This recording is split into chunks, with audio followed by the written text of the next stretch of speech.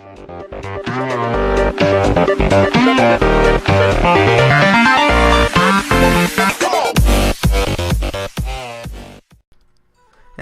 hello people, this is your host, Iridium Axel here, and today I am playing on my survival world that I have never showed any of you, and recording a Tech Talk video.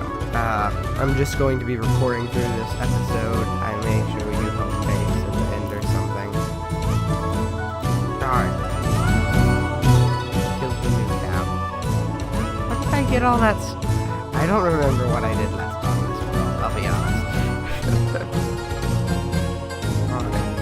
So, first topic for today, for episode 4 of Tech Talk is graphics, the graphics card accelerator, or graphics accelerator, whatever it's called. It's made by NVIDIA, the graphics card company.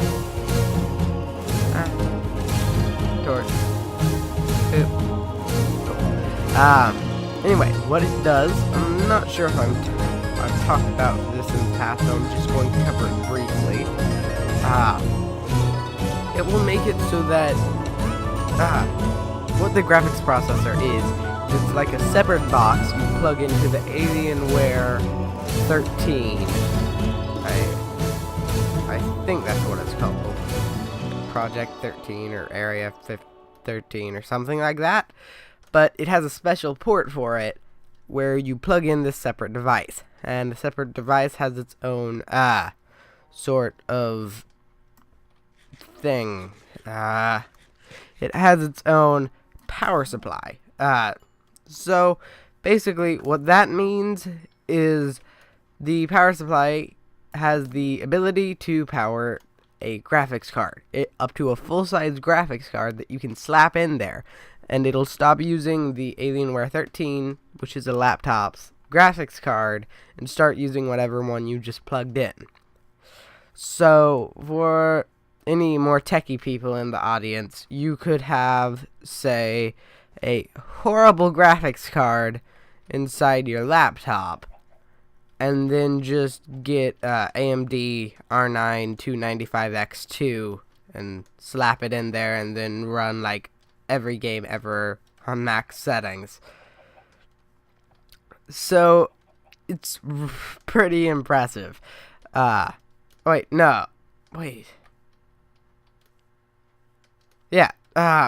graphics accelerator is not made by NVIDIA. That was a piece of false information. It's actually made by Alienware. I'm not sure if I said that, but I remember saying that it was made by NVIDIA, which was a flat-out lie. So, just wanted to clear that up. On to the next thing. I think it was Samsung that, they just announced at CES, I'm going to be covering a lot of CES things in this video. They announced a completely see-through phone, inspired by Shield technology, like from the Avengers. So, yeah, it's not available to the public yet, and they just had like a spec of what it is, shown. I hear the phone ringing, and I'm not sure whether to get it or not. Anyway, so I think that's really awesome. A completely see-through phone. That would give the ability to lose your phone extremely easily. But at the same time, it's a completely see-through phone. Is it that important of a leap in technology? Yes. But in all truth, no, it's not. It's just insanely awesome. Which I think it makes it worth it. Oh, I have a texture pack. You may have noticed me using it in all of the montages and stuff, and in this video, and the past two. And it is called Iridium Slash Pack, which is because that's the only thing I could think of, considering it's mainly for PvP. Alright guys, sorry about that tiny little interruption. Anyway, as I was saying, the Iridium Axle Slash Pack, hopefully, if everything goes right, will be up for download in the, link below this video. On to our next subject. Back to the Future shoes by Nike. Nike has announced that they are working on the shoes from Back to the Future, where, like, you pull up on the sides and it will automatically snug and fit to your leg, which is really pretty awesome. Like, really, really awesome. So, again, not many potential uses for this technology. I could see it used in, like, combat boots, like, so that they never have to, Eesh. I get a lot of lag on this world. Hopefully that won't affect the video. Anyway, I could see that being used in military for the simple, reason of it might be helpful in certain situations to not have your shoes come undone. I mean, that's just a guess. But I would think that it could have some potential use. Oh, and I'm pretty sure Sony unveiled like a 120-inch 8K display, so that's pretty cool. The technology is very clever and fancy. Anyway, let's move on to our next subject. Rocket skates! Mind-blowing, I know. They aren't actually powered by rockets, they're powered by electricity, I think. Anyway, they can go up to 17 miles per hour. These things strap to your feet, and you better stay straight, or else you're gonna die. Like, seriously. It sounds like it would be a ton of fun, but that's a bit of a risk. Just like, oh, don't y'all worry. You's gonna be fine. You's gonna be fine. And then you fall on your face and die. As I've said previously. It's probably really dark in here for YouTube, so I'm going to get out real quick. Rizzle quizzle. For Rizzle.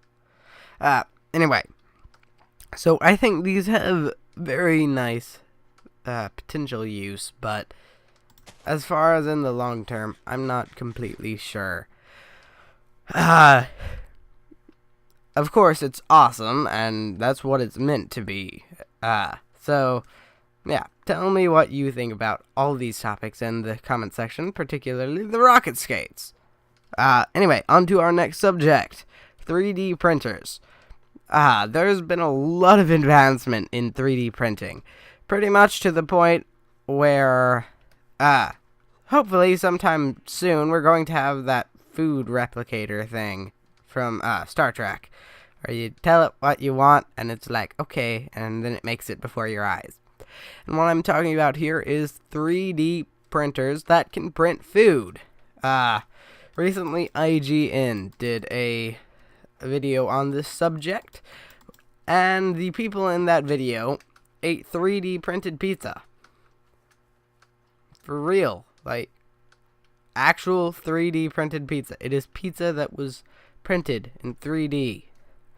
If you don't know how these things work, they will print each object in 1/10 of an inch by 1/10 of an inch.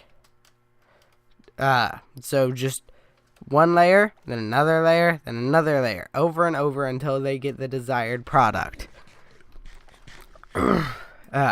Excuse me. I believe that the a 3D printer, I think they have even designed cars with them. Working automobiles made with 3D printers. And how they do this is they, for the base of all 3D printing, except food 3D printing, they use a plastic, like a liquid plastic. And what they do for other materials is they mix the other material with the 3D printer plastic, which is really pretty cool if you think about it. Yeah. So, again, tell me what you think about it. I think that it's an amazing advancement, and hopefully it will live on for a long time. So, now I'm going to move on to tech that I recommend. So this can be anything from, like, recording... that was unexpected. This can be anything from recorded, like recording mics to TVs to whatever. Alright, so, as far as getting started on YouTube, I recommend a good mic. Now, as many people know, I have a blue snowball. So it's an extremely good microphone, especially for YouTube, because you don't generally need something much better than this. A lot of people go, like, for about $100, you could get the Audio-Technica AT2020, which is also really pretty good. But in my opinion, all you really need is something like the Blue Snowball for $50. If that is out of your price range, which it probably is for a lot of people, because not everyone has the money to just go out and, like, buy a absolute ton of, just an absolute ton of gear for something they don't know if it's going to work out. But another good option is the, what is it called? CAD-U1 microphone. It's like a stage microphone, but it comes with a desk mount. It's USB powered. I was actually considering getting it before I got this Blue Snowball, because the Blue Snowball was a Christmas present, so I was not expecting to get this. Anyway, the CAD-U1 microphone is very good for the price. It's $20, so I definitely recommend that for starting on YouTube. But really, it depends on your price range for getting into this. Next, we're going to get into recording software. There are a few good ones. You have XSplit, which can record and stream. You have Action, which is what I use. Excuse me. Oh, that made it worse. Great. Hold on. I'm stopping recording for a second. Alright, sorry about that interruption again. My throat was like, eh. Anyway, you have Action, what I use, which it has been known to have issues on some computers. Like my friend and fellow YouTuber, Gunner856 Games, I think that's the name of his channel. He had a few issues with Action that I could not resolve with him. But then he tried DxTory, and that worked. Fraps did not work for him. But anyway, DxTory and Fraps are also very good options. I personally recommend Action because that's what I've used, and I know Fraps has, like, insane file sizes. So, Action has smaller file sizes, and it's extremely easy to use. Like, you literally just hit a red button. A large red button. It's actually more simple than I remembered. But, yeah. I don't know if that would count as tech. It's more of software, but that's fine. Really? I go through all that and then a squid stops me?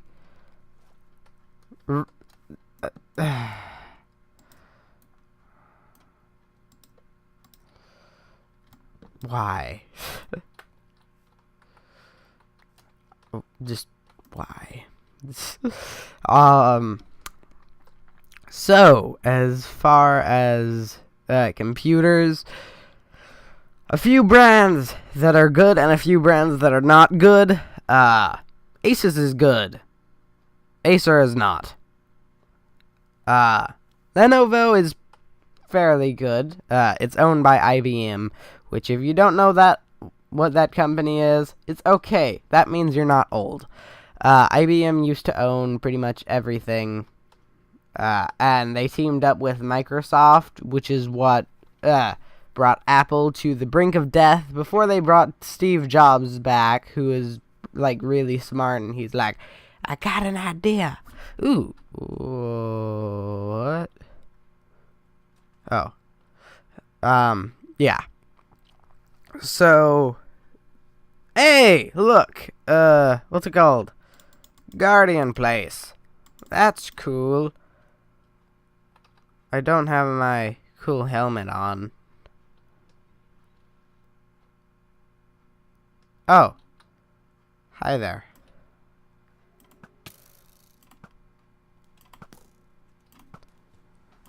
Get away from me. Alright. I was saying something, and I lost my train of thought because these things are so stupid.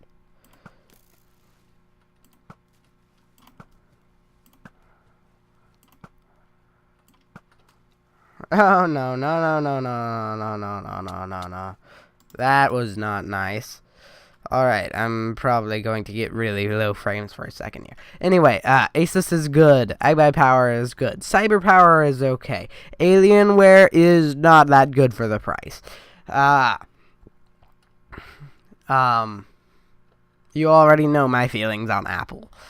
What else? What else? What else? This is my, humble abode. Looks pretty cool. I made a flag with the notch apple. I get a lot of lag around here due to my excessive amounts of chickens here. And here. So yeah. And also I've had explosive problems over here. But anyway. Yeah, I don't think there's that much more for this episode of Tech Talk. I've covered all my stories.